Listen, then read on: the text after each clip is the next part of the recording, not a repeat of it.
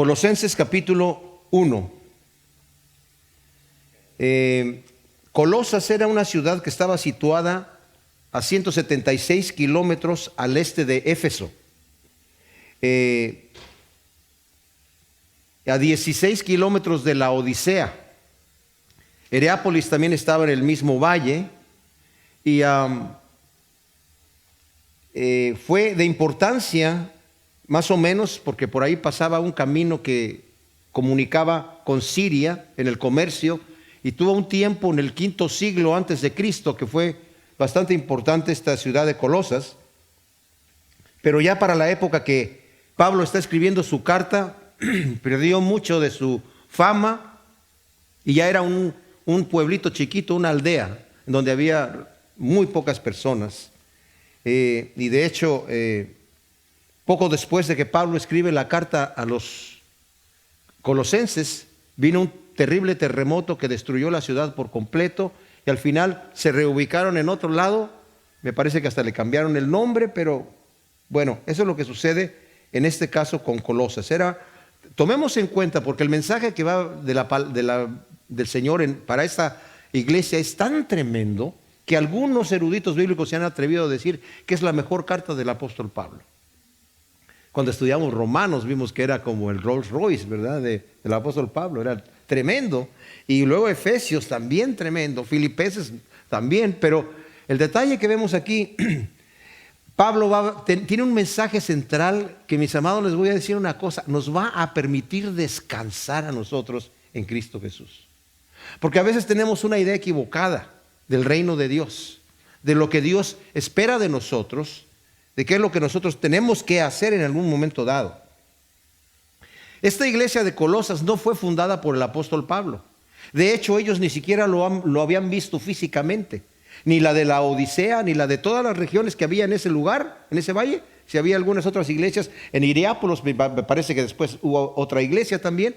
No conocían físicamente al apóstol Pablo. Yo no sé si el apóstol Pablo más adelante, cuando salió de la cárcel, porque esta la está escribiendo desde la cárcel en Roma,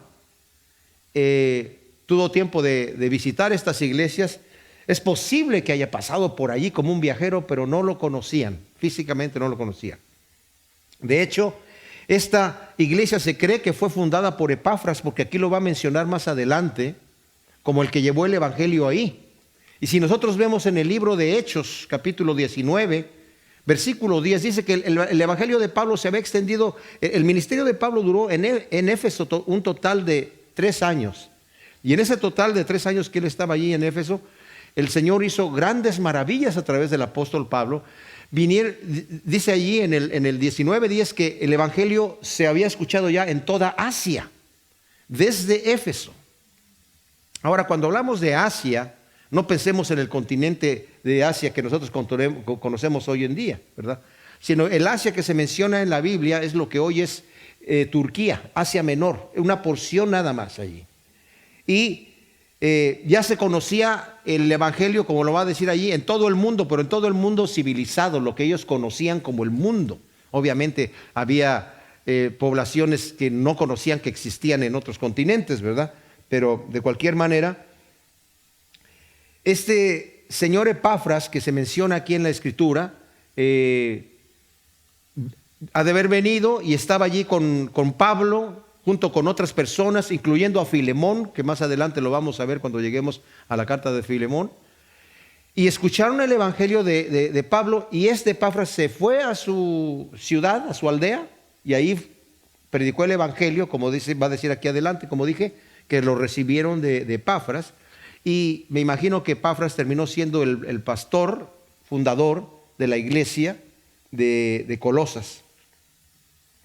Y ellos habían escuchado que, el mensaje que tiene Pablo aquí, ellos recibieron el evangelio, como dije, de Epafras, un evangelio puro, un evangelio de gracia, un evangelio que Pablo defiende a capa y a espada.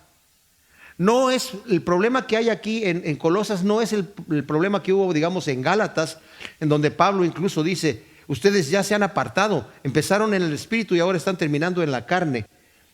Era un problema parecido, pero pareciera que los colosenses todavía no se habían apartado como se habían apartado los gálatas. Pablo tiene incluso en la epístola a los Gálatas, tiene que decir, como vamos a leer aquí en la salutación que dice, Pablo, un apóstol de Jesús el Mesías, él tiene que decir, un apóstol no por hombres, sino por un llamado del Señor. O sea, tiene que validar su ministerio delante de los Gálatas, porque ya habían dicho los que habían llegado ahí, ese Pablo no es nada. Ese Pablo su mensaje es débil y les está predicando a ustedes algo que es muy, muy sencillito, muy fácil y no es el verdadero evangelio. Entonces había un conflicto grave allí, ¿verdad? Pero en Colosas parece que no había esto. Según el informe que va a recibir Pablo, los colosenses recibieron el evangelio puro y lo recibieron de todo corazón y empezaron inmediatamente a dar frutos. Había problemas graves, como lo vamos a ver aquí. Y uno de ellos era justamente esto. El mensaje que Pablo va a decir aquí es que de principio a fin el evangelio es Jesucristo. Si quisiéramos poner un tema de la carta a los colosenses, es la supremacía de Cristo. Porque les digo una cosa, había muchas filosofías. El gnosticismo empezaba a nacer, digamos, a formarse. Había varias formas de gnosticismo y no fue sino hasta el siglo II que ya se coaguló, se solidificó lo que era la filosofía del gnosticismo. Gnosis significa conocimiento. Entonces estos hombres decían que tenían un conocimiento especial, una revelación especial. Y como había varias filosofías, una de las cosas que había en los pensamientos de la gente en aquel momento era mucho de lo que hay hoy en día, ¿verdad? Yo tomo de aquí un poquito, tomo de acá otro poquito y tomo de aquí otro poquito y lo que me sirva, eso es lo que tomo. Y si no me funciona en este momento, me voy para acá y si no me voy para acá, ¿verdad? Y con eso me las voy llevando durante lo que voy pensando. Pero era una confusión. Hoy en día mucha gente está así. Uno le pregunta, oye, ¿tú crees en Jesucristo? No, yo no. Yo creo entonces, ¿qué va a pasar cuando te mueras? Pues no sé. Tal vez me muero así como un perro, o reencarno en otra situación, o no sé si hay cielo, pues no me estoy portando tan mal, Dios no va a ser tan malo como para mandarme al infierno. Y están como, no sé lo que va a pasar. No sé cuántos de ustedes conocen gente que no les interesa lo que va a pasar después de la muerte, pero ¿saben qué? De que nos vamos a morir un día, eso sí o sí, es seguro. Entonces, si no sabemos qué es lo que viene después de la muerte, estoy en un grave problema. Pero mucha gente estaba así en aquel entonces. Pero aparte de eso, había unos judaizantes, personas que habían llegado ahí a meter diferentes filosofías que las va a tratar Pablo directamente en el capítulo 2 cuando lleguemos allá. Porque estaban contaminando el evangelio y estaban tomando a Jesucristo y lo estaban poniendo como en segundo grado, metiendo varias cosas. Jesucristo, sí, claro, es Jesucristo, ¿verdad? Pero también tienes que añadir esto y tienes que añadir esto y tienes que añadir esto. Entonces al final Jesucristo se quedaba como un ingrediente más en todo lo que es el evangelio. Y muchas veces nosotros podemos caer en ese error, mis amados, de pensar, bueno, es que como cristiano, porque se nos dice, tienes esta lista que hacer, pum, pum, pum, pum, pum, pum, pum, todas estas cosas, y que cuando uno las ve, parecen, oye, pues tiene razón, esto suena bien. Y Pablo en el capítulo 2 va a decir, todas esas cosas que les están diciendo estos hombres, tienen cierta reputación de sabiduría, o sea, tienen sentido. Pero no tienen y funcionan en cuanto al duro trato del cuerpo y a una disciplina fuerte, pero no tienen ningún valor contra los apetitos de la carne, ¿verdad? Entonces, como dije, el mensaje de Pablo aquí es de principio a fin Jesucristo, quien murió por nuestros pecados y resucitó para nuestra justificación y vive para ser nuestra vida por su toda suficiente gracia. Es importante que no veamos nosotros a Jesucristo como un elemento que pagó por Dios, sí, ¿verdad? Se encarnó, pagó por mis pecados, me perdonó, escribió mi nombre en el libro de la vida, tengo una herencia en el cielo, voy para allá. Muchas gracias, Señor, ahora déjame vivir mi vida, ¿verdad? Yo continúo de aquí en adelante, no hay ningún problema. Aquí tengo la Biblia, voy a la iglesia, todo tranquilo. Si vivimos así, vamos a vivir derrotados, porque vamos a vivir con una presión terrible. Nuestra vida es de principio a fin Jesucristo. Es lo que importa. No importa cuánto leo de la Escritura, no importa cuántas veces vengo a la iglesia. Bueno, sí importa en cierta manera, pero no importa para mi salvación, no importa para mi relación con Dios. Lo que importa es que yo tenga a Cristo, que me beba a Cristo, que conozca lo que tengo en Cristo. Entonces, como dije, Pablo se ve forzado a esto porque la gente esta decía que la ley era un cerco, de alguna manera, que rodeaba el evangelio. Está bien que te bautizaste, pero también necesitas la circuncisión y guardar todos los rituales que están en la ley escritos. Por eso los dejó el Señor aquí prescritos para que se cumplieran en el Antiguo Testamento, ¿verdad? Y como vamos a ver aquí, mis amados, este Pablo era un fariseo fanático que guardaba todas esas leyes al pie de la letra.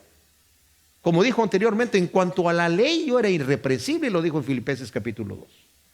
No había nadie que me superara en cuanto a las cosas del evangelio. O sea, Pablo era uno de los más estrictos. O sea, los fariseos eran los más estrictos. Como les he dicho, Flavio Josefo, el historiador, dijo que él investigó de todas las sectas y todos los movimientos judíos que había, cuál era el más estricto y el más fanático, y eran los fariseos, y él se hizo fariseo. Pablo era un fariseo de fariseos. Pero este fariseo el Señor lo convierte, además era perseguidor de la iglesia. Y a este perseguidor de la iglesia el Señor lo convierte cuando estaba camino a Damasco a perseguir la iglesia y a llevarse los cautivos. El Señor le da una transformación tal a este hombre que en una revelación especial del evangelio, una revelación que ni siquiera tenían los apóstoles de Cristo Jesús no la tenían. A Pedro se le apareció el Señor, ¿verdad? Cuando estaba en la casa de Cornelio en Hechos capítulo 10 y estaba orando en la azotea, y allá se le apareció una manta con animales impuros. ¿Se acuerdan que el Señor le dice mata y come? Y él dijo, no, Señor, porque yo ninguna cosa inmunda he comido. No llames tú impuro lo que yo purifiqué. Se le aparece 3 veces esa señal y después entiende que es porque lo están llevando a que le predique a gentiles, ¿verdad? Que los judíos no se metían con los gentiles para nada. Los gentiles son todos aquellos que no son judíos. Entonces llega a la casa de Cornelio y le dice, ustedes saben qué abominable es para un judío entrar en la casa de un gentil, pero el Señor me dijo que no les llama abominables, así que aquí voy, ¿verdad? Y entró y predicó. O sea, todavía no entendía bien la situación y se sorprendió que cuando estaba predicando el evangelio, en el momento que dijo que Cristo era el Salvador y por su muerte nosotros tenemos perdón de pecados, la gente empezó a hablar en lenguas porque lo creyeron. Y dijo, si ya recibieron el Espíritu Santo estos que no han guardado la ley, que no han hecho ningún ritual de nada, Dios ya los recibió como nos recibió a nosotros en Pentecostés. ¿Qué impide que el agua para que sean bautizados? Y más adelante, cuando a Pablo le llegan estos judaizantes a su propia iglesia, Pablo dice, no, Señor, aquí no tienen que guardar la ley, nada. Pablo recibió este evangelio directamente del Señor. Pablo fue convertido en Damasco, empezó a predicar en Damasco, lo quisieron matar en Damasco, huyó a Jerusalén, de ahí lo mandaron a Jerusalén, empezó a predicar en Jerusalén y en Jerusalén también después lo quisieron matar y los apóstoles, los discípulos lo tomaron y lo enviaron a su tierra, a Tarso.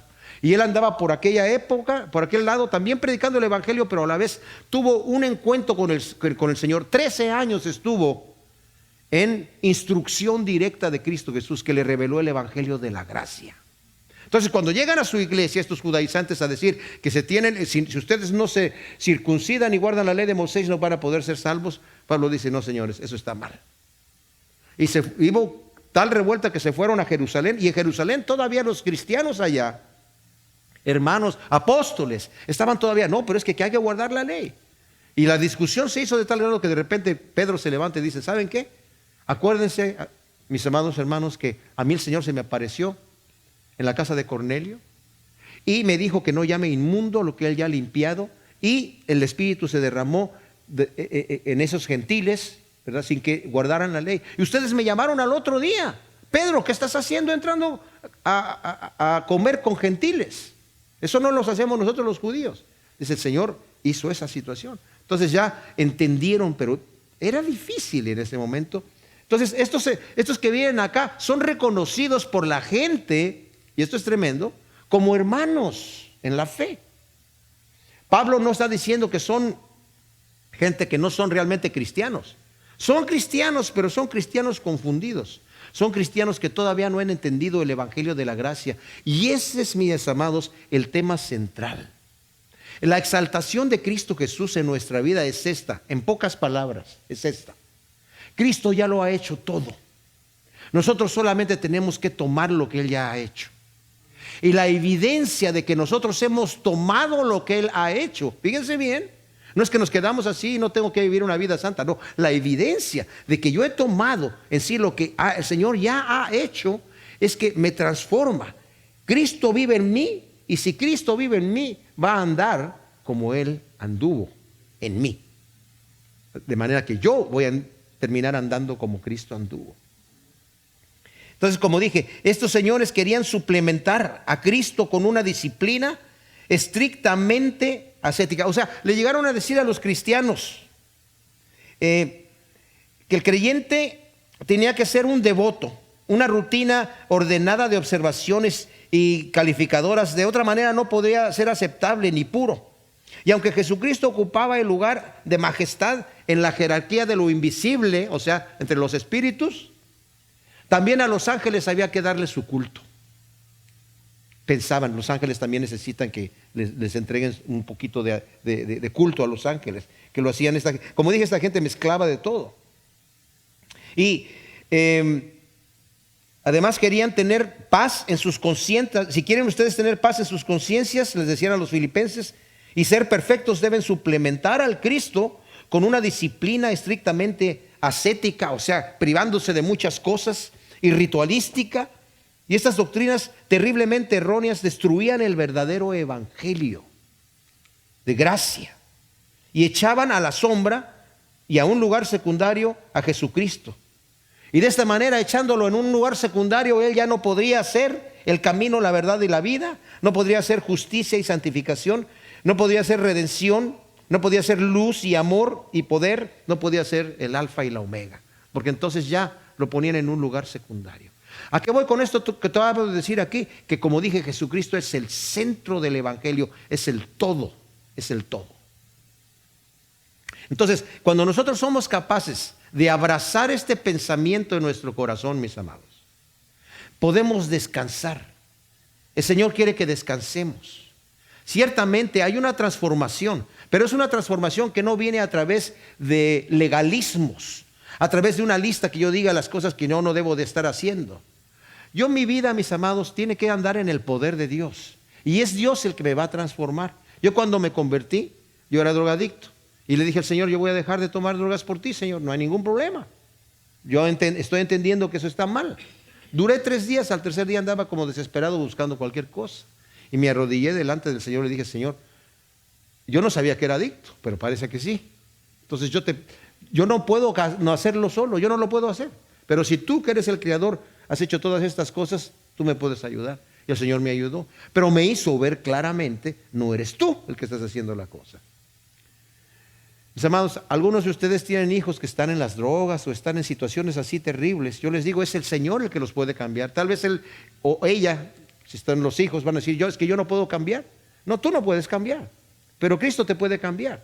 Pero tú necesitas llegar a Cristo y decirle que te cambie. Y nosotros como padres podemos estar orando por nuestros hijos para que ellos tengan ese encuentro con el Señor Jesucristo, ¿verdad? Entonces Pablo dice aquí, comienza en el primer versículo y dice, Pablo, un apóstol de Jesús el Mesías por voluntad de Dios, y el hermano Timoteo, a los santos y fieles hermanos en el Mesías que están en Colosas, gracia y paz a vosotros de nuestro Dios, vuestro Padre. Ahora, Pablo obviamente es el autor de la carta. Un apóstol, ¿qué es un apóstol? Es un enviado. Y en este caso es de Cristo Jesús. No es, como dije yo, por voluntad de hombres, sino yo soy apóstol porque el Señor me mandó, me envió, como le dijo a Ananías, ¿verdad? El que oró por él. Dice, es un instrumento escogido, ora por él, porque yo lo voy a enviar a predicar a los gentiles. Es un judío fanático y va a terminar predicando. También le va a predicar a los judíos, pero va a ser el apóstol de los gentiles. Ese es a lo que le fue enviado. Entonces aquí está diciendo, yo he sido enviado por Jesús el Mesías y por la voluntad de Dios. Este ex fariseo, como dije, legalista, que antes perseguía a la iglesia, enviado por los principales sacerdotes con cartas de autoridad para traerse presos a aquellos que estaban siguiendo el camino del Señor, ahora es enviado por la voluntad de Dios para predicar el evangelio. La manera característica de Pablo al referirse a Jesucristo siempre es característico de él. Pone Cristo Jesús, dando a entender la relación que él tiene con el Señor. Primero Cristo y luego el nombre Jesús, pero él es mi Mesías.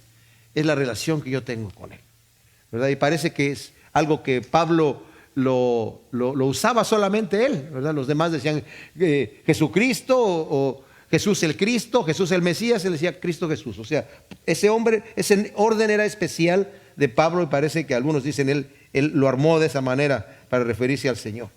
Pablo declara que es por la voluntad de Dios. Como dije, es un acto soberano de Dios que designó a Pablo como apóstol de los gentiles. Luego dice, y el hermano Timoteo significa yo honro a Dios, eso es lo que significa su nombre. Era de Listra, en Asia Menor, de madre judía y padre griego, según nos dice Hechos 16:1. Y es probable que haya aprendido el evangelio de su madre y de su abuela, porque nos lo menciona también en 2 de Timoteo 1:5 y 3 del 14 al 15, de que su madre y su abuela le comunicaron el evangelio a Timoteo, ¿verdad? Y que sin duda creció bajo la influencia y enseñanza del apóstol Pablo, a quien acompañó en su segundo viaje misionero, según lo vemos en Hechos 16:3. Pablo consideraba a Timoteo como el único que lo podía representar a él fielmente. Dice, yo no conozco a otra persona que tenga un corazón tan sincero, que no busque lo suyo y que sea como yo soy, con el amor que yo tengo a ustedes. Así que lo estaba enviando en varias ocasiones en representación de él, que él estaba preso y no podía ir. Y también parece que terminó un ministerio pastoral al final, según lo vemos en 1 Timoteo 1:3, como tal vez en Éfeso. Los pastores de aquel entonces no eran pastores que se quedaban todo el tiempo en la iglesia, sino que ministraban por un tiempo, y había ancianos que sí estaban ahí todo el tiempo. Entonces Pablo a veces cuando llegaba a visitar, pues visitaba por un tiempo corto o largo, pero era como para arreglar situaciones y pastorear la grey de Dios. Y Timoteo fue enviado a Éfeso, y según la tradición se cree que murió como mártir, ¿verdad? Atravesado por flechas, pero pues eso es una tradición ahí. Dice, a los santos y fieles hermanos en el Mesías que están en Colosas, gracia y paz a vosotros de Dios nuestro Padre. Ahora, fíjense, a los santos, ¿cuáles son los santos? Los santos no son los que están en el cielo y están venerando a la gente, prendiéndole veladorcitas o rezándole rezos. No, los santos son los que están sentados aquí en las sillas. Ustedes son los santos, nosotros, ¿verdad? Los que estamos vivos aquí, que quiere decir que hemos sido apartados. Y fíjense cómo dice, a los fieles hermanos en el Mesías que están en Colosas, gracia y paz a vosotros de Dios nuestro Padre. O sea, físicamente ellos estaban ubicados en la aldea de Colosas, físicamente. Pero espiritualmente estaban ubicados en Cristo. Nosotros tenemos dos ubicaciones. Ahora estamos aquí en California, pero también estamos en Cristo. Espiritualmente tenemos ya una ciudadanía celestial. Estamos sentados ya en lugares celestiales con Cristo Jesús.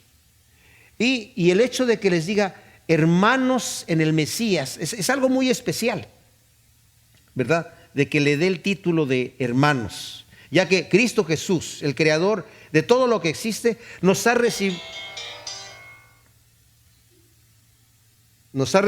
como hermanos.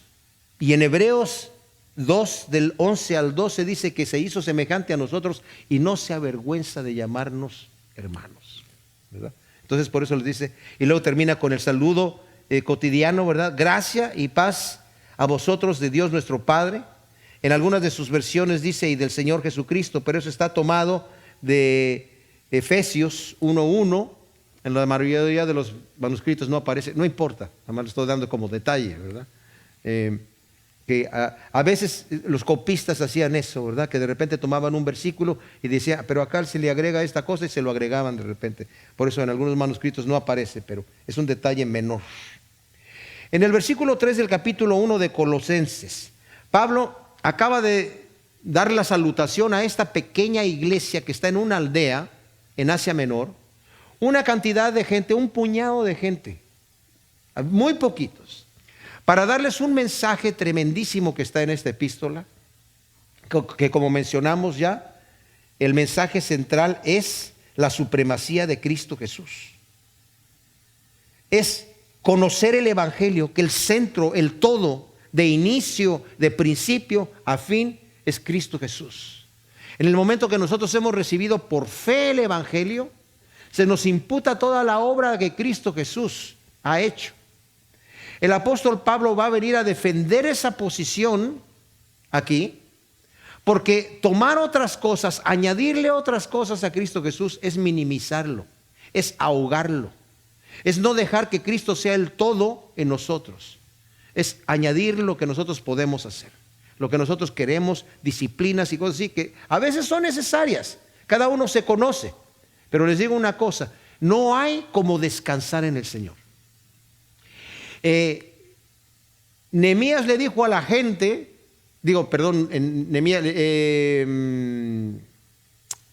Esdras les dijo a la gente, el sacerdote Esdras, cuando vinieron de la deportación y se les leyó la ley a la gente y se le explicaron en su lenguaje lo que estaba escrito en la ley, estaban llorando porque se dieron cuenta que habían pasado toda esa tribulación de estar en la deportación por 70 años por haberse rebelado ante el Señor, y estaban llorando porque ahora estaban en un lugar de ruinas. Mira lo que nos tocó por los pecados de nuestros padres y nosotros no sabíamos esto. Y estaban llorando y le dijeron, hoy es día de fiesta, dejen de llorar, porque el gozo del Señor es nuestra fortaleza. Bueno, yo les digo otra cosa, el descanso en Cristo Jesús es nuestro gozo. Cuando podemos descansar, pero es que yo soy esto y allí, el diablo nos va a decir, ¿cómo te atreves a venir delante del Señor así con esa? ¿Viste lo que acabas de hacer? Lo acabas de hacer. Y le dijiste al Señor que no lo ibas a volver a hacer y lo acabas de hacer. ¿Y tú crees que así ya nada más puedes llegar delante del Señor? Pues llego con vergüenza, pero sí llego delante del Señor. ¿A quién más vamos a ir si solamente Él tiene palabras de vida eterna? Para descansar. Él es el que va por la oveja perdida. Él es el que encuentra la moneda perdida y el que recibe con gozo al hijo pródigo. No a bofetadas, sino con gozo. Para hacer una gran fiesta. Porque se había apartado y está regresando. El Señor entiende que somos polvo, mis amados. Cuando nosotros fallamos delante de Dios, Él ya lo sabe. Nosotros nos sorprendemos. Él no. Él dice, yo ya sabía. Yo ya te conozco, ¿verdad? A mí no me sorprende. Pero podemos descansar. No para ser cínicos, sino por todo lo contrario. Para ahora en amor, Señor, como vamos a ver aquí ahorita, yo te quiero servir con todo el corazón, con todo lo que tengo.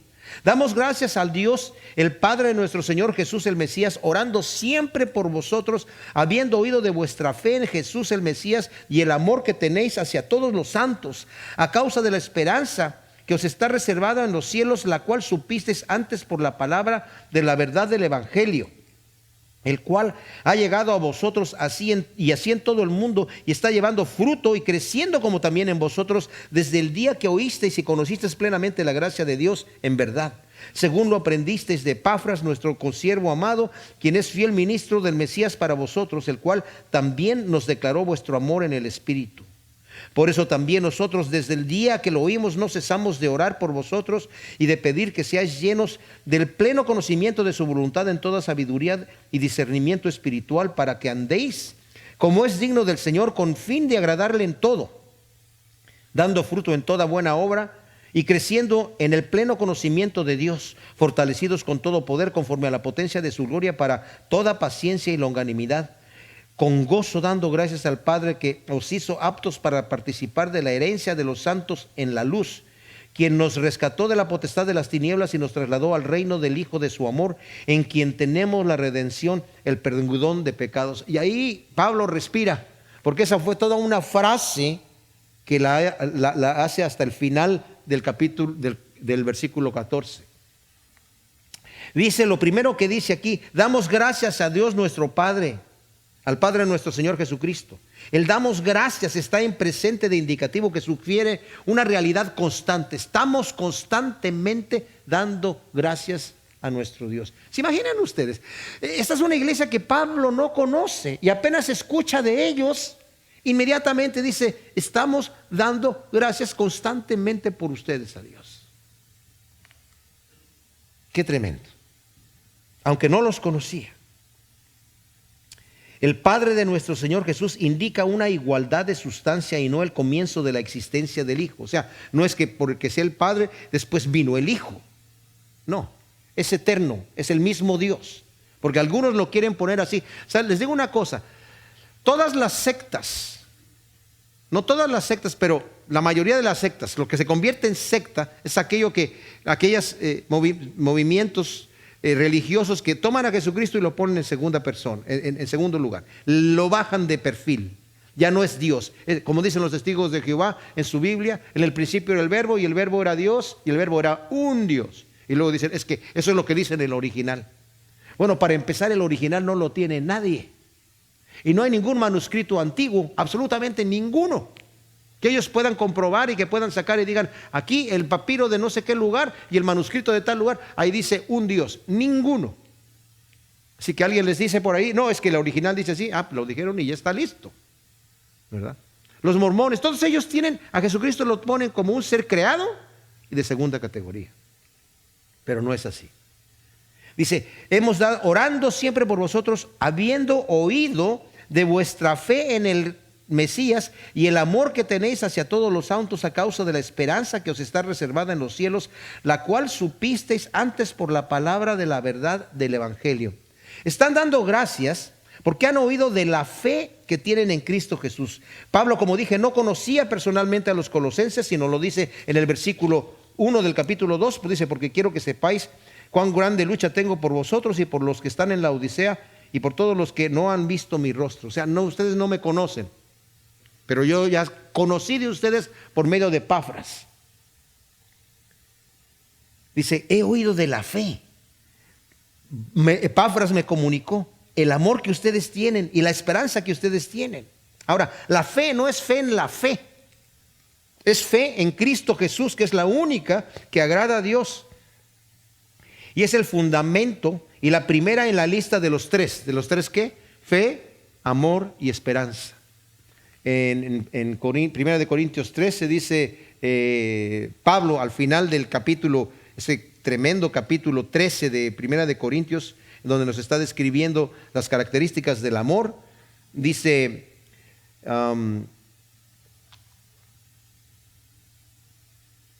dice así, ay Dios mío, me paso de la carta equivocada a la otra carta equivocada. Y ahora permanecen la fe, la esperanza y el amor, estos tres, pero el mayor de todos es el amor. O sea, esta lista la vemos agrupada en varias ocasiones y aquí está también. He oído de vuestra fe en Cristo Jesús, del amor que tenéis hacia todos los santos y de la esperanza que os está reservada, a causa de esta esperanza. Ahora, Pablo está tratando de proteger estos elementos vitales que tiene la iglesia en Colosas. O sea, escuchó de una fe viva, de una fe real en Cristo Jesús.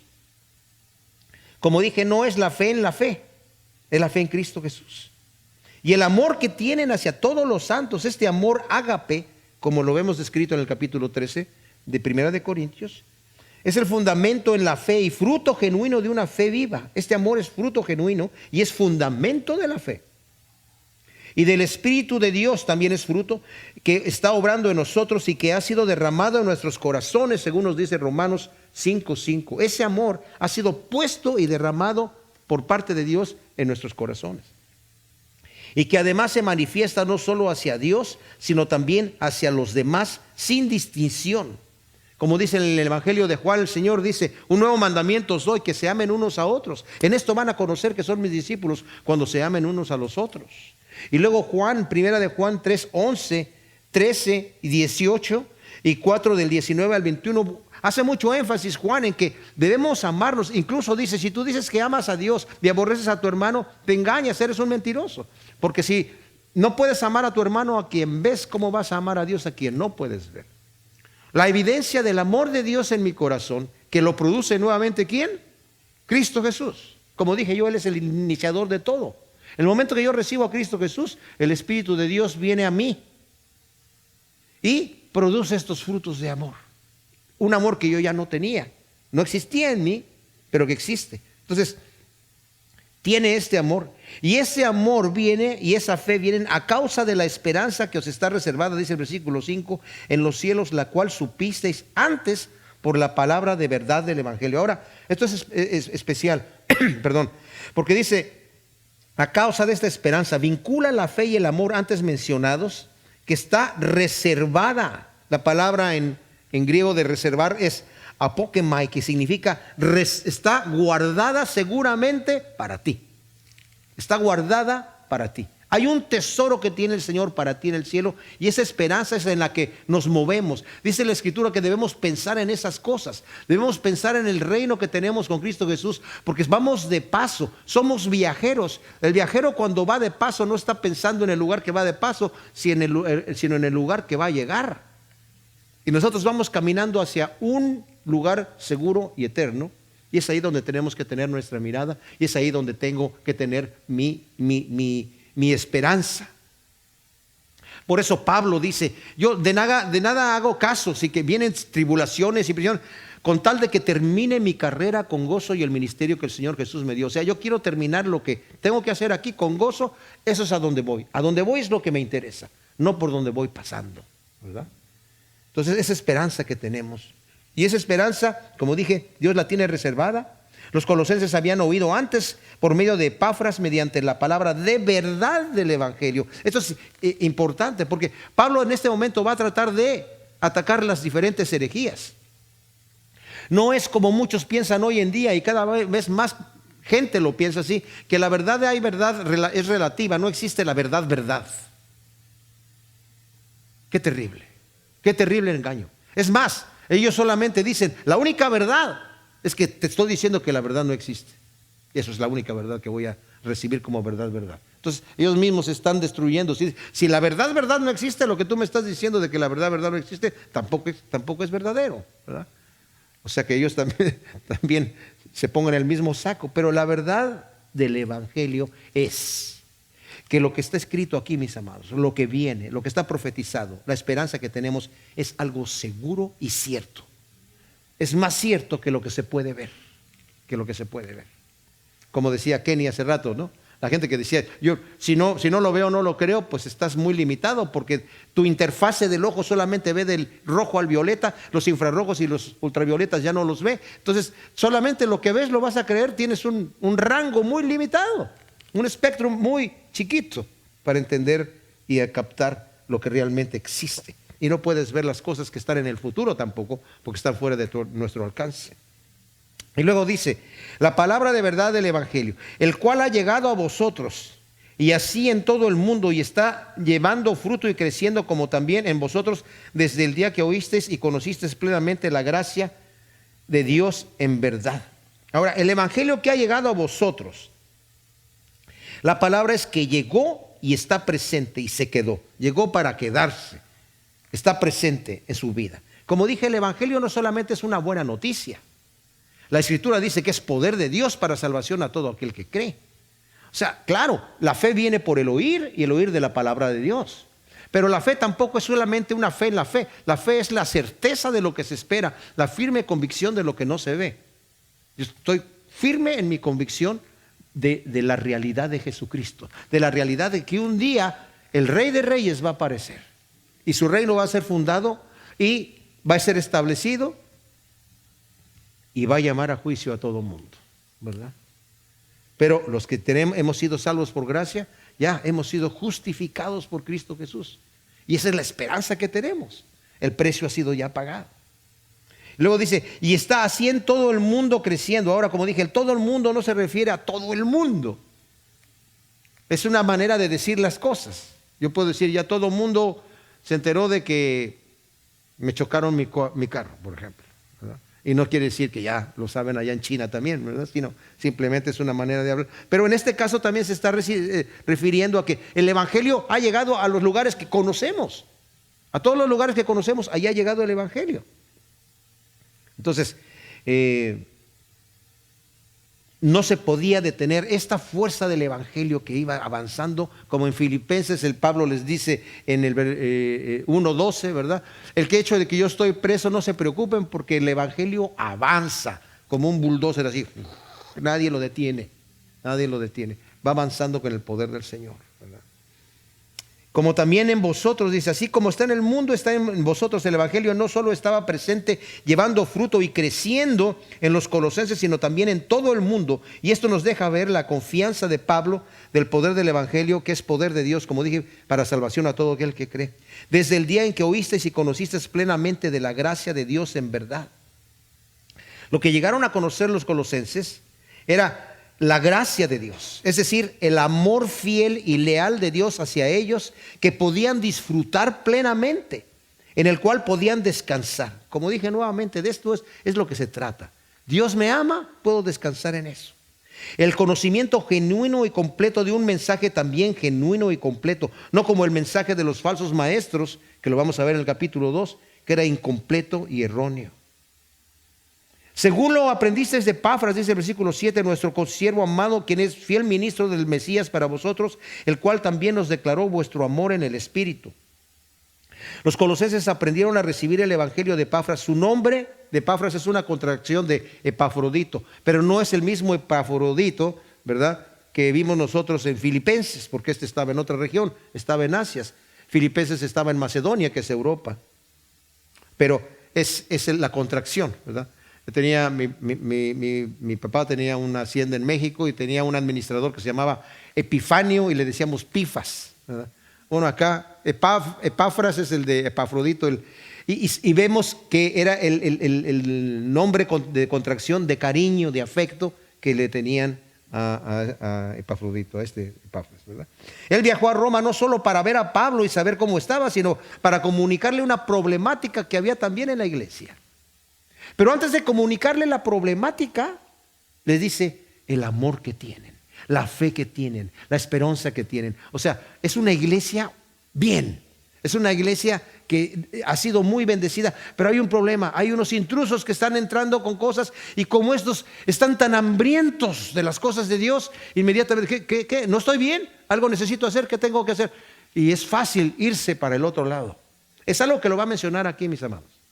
Es importantísimo que nosotros tengamos nuestra teología centrada. Es importante, lo voy a mencionar más adelante. Entonces, por esto dice el versículo 9, también nosotros desde el día que oímos no cesamos de orar por vosotros y de pedir que seáis llenos del pleno conocimiento de su voluntad en toda sabiduría y discernimiento espiritual. ¿Por qué dice por esto?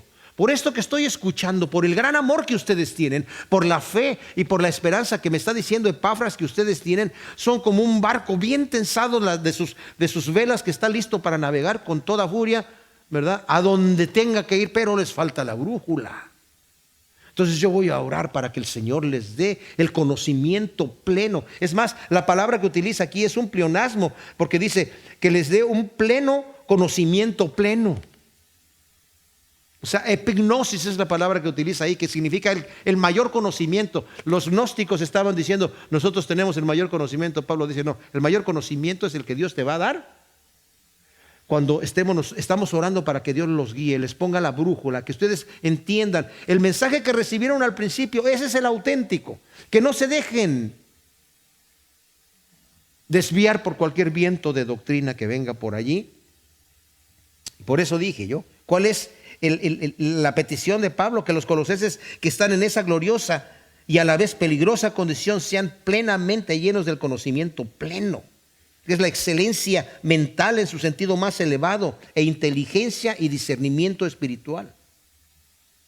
Nuevamente, el gran fervor de los filipenses los podía llevar rápidamente a que alguien llegara y les dijera, tú no estás sirviendo completamente, te faltan ciertos rituales, ciertas disciplinas que tienes que guardar en tu vida para que realmente estés bien. Entonces dice, no, y estamos orando por eso.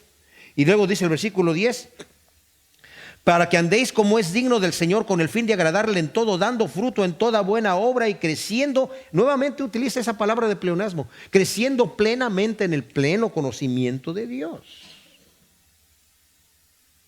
Wow. Dice, para que andéis como es digno del Señor.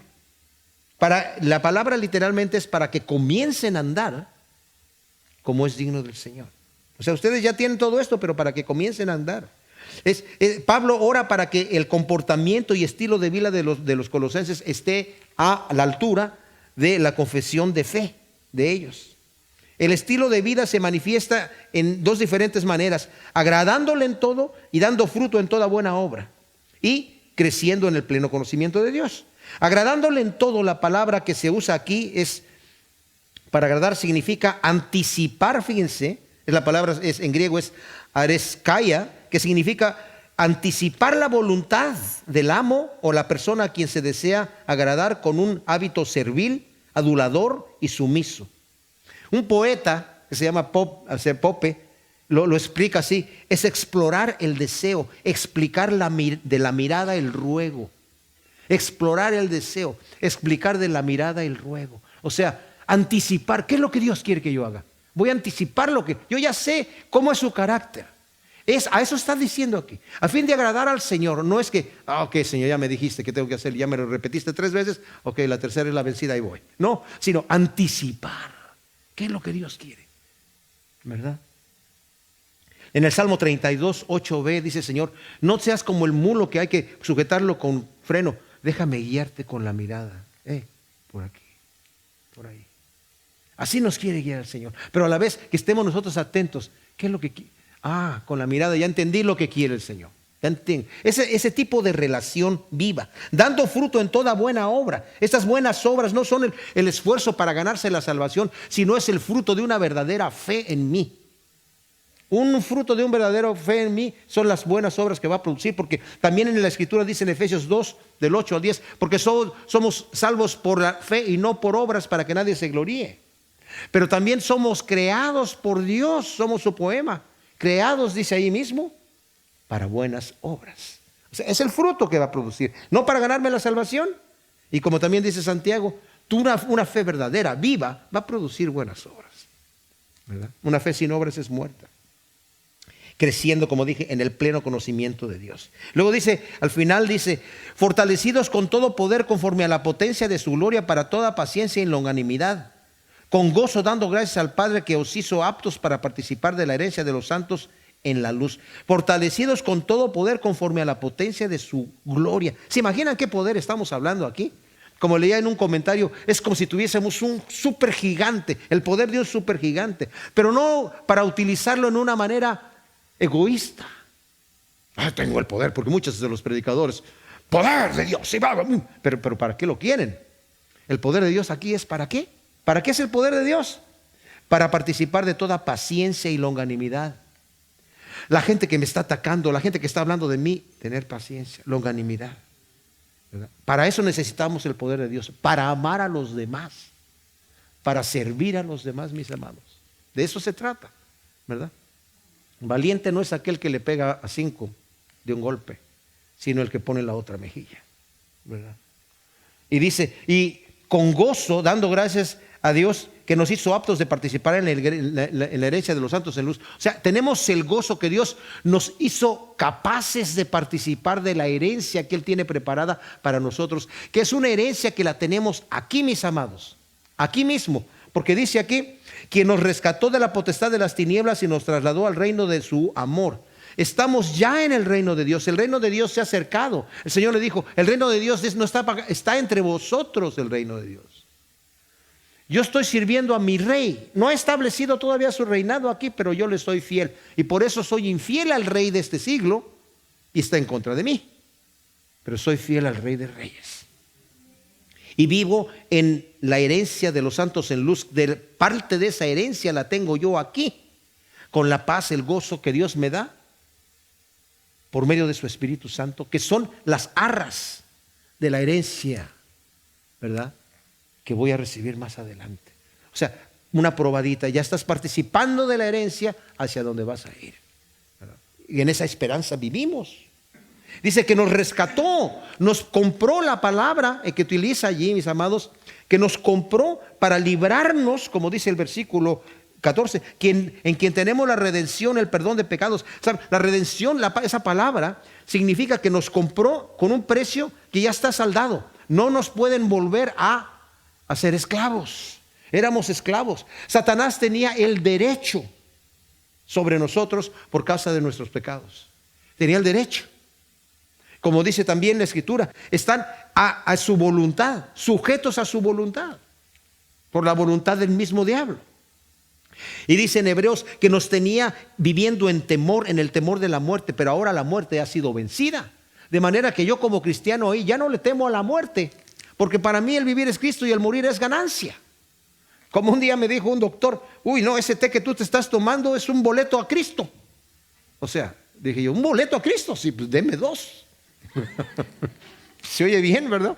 Pero me estaba enviando ya al cielo. Dice, no, ese té es orgánico. No, ese es un boleto a Cristo. Pues entonces deme 2. Uno para mí y otro para mi esposa. No es que yo me voy a tomar los 2. Y en mis amados, tenemos redención, el perdón de los pecados. Algunas traducciones le agregan ahí por su sangre, que es también tomado de Efesios. Obviamente que es por su sangre, pero el manuscrito es así, ¿no? Pero el detalle es que tenemos la redención, el perdón de pecados. Qué glorioso es esto, mis amados. Hemos sido redimidos, hemos pasado de muerte a vida. ¿Cuándo? Ya. Estamos sentados con Cristo Jesús. ¿Cuándo? Ya. O sea, descansemos en el Señor, gocémonos de lo que Dios ya ha hecho para nosotros y disfrutemos esa relación con Él. Y vamos a vivir en victoria. Al rato vamos a darnos cuenta, hey, estoy caminando en justicia sin darme cuenta, simple y sencillamente porque estoy mirando el rostro de mi Señor.